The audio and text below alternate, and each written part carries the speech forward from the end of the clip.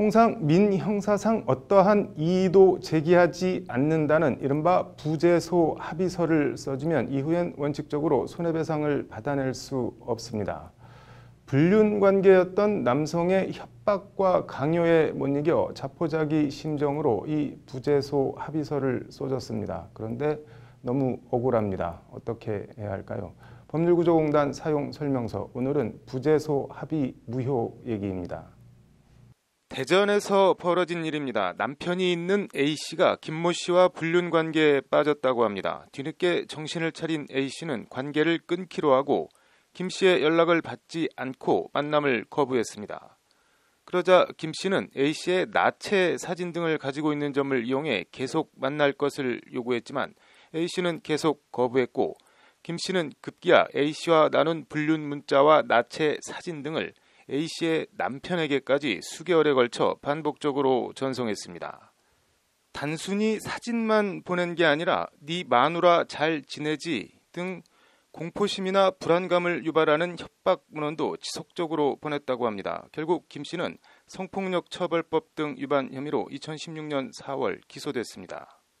그러자 김 씨는 이번엔 A씨를 상대로 처벌을 원하지 않는다는 부재소 합의서를 써달라고 협박을 했고 결국 2016년 7월 A씨는 합의서를 써줬습니다. 성폭력범죄 처벌법과 관련하여 앞으로 민형사상 어떠한 이의도 제기하지 않을 것을 약속합니다. 라는 내용이었습니다.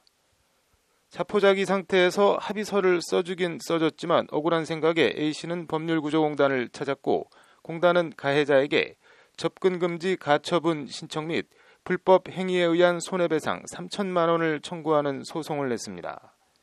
소송에서 공단은 수사기관 조사를 받던 가해자가 모욕적인 내용을 반복하면서 형사합의를 요청한 점, A씨가 당시 형사합의금을 전혀 받지 않은 점, 추후 합의 취소서를 다시 작성해 형사재판부에 제출한 점 등을 집중 강조했습니다. 당사자의 궁박한 처지를 이용한 경우로 민법 제104조 불공정한 법률 행위에 해당해 합의서 작성은 무효라고 공단은 재판부를 설득했습니다. 1심 재판부는 공단 주장을 받아들여 원고 전부 승소로 판결했습니다. 피해자 A씨가 당시 남편을 비롯한 가족들에 대한 죄책감과 수치심, 심적 고통으로 심신이 극도로 지친 상태에서 자포자기의 심정으로 가해자에게 이 사건 합의서를 써준 것으로 무효라는 게 재판부 판단입니다. 판결은 김 씨가 항소하지 않아 그대로 확정됐습니다. 형사재판에서 김 씨는 징역 6개월 실형을 선고받고 법정 구속됐습니다.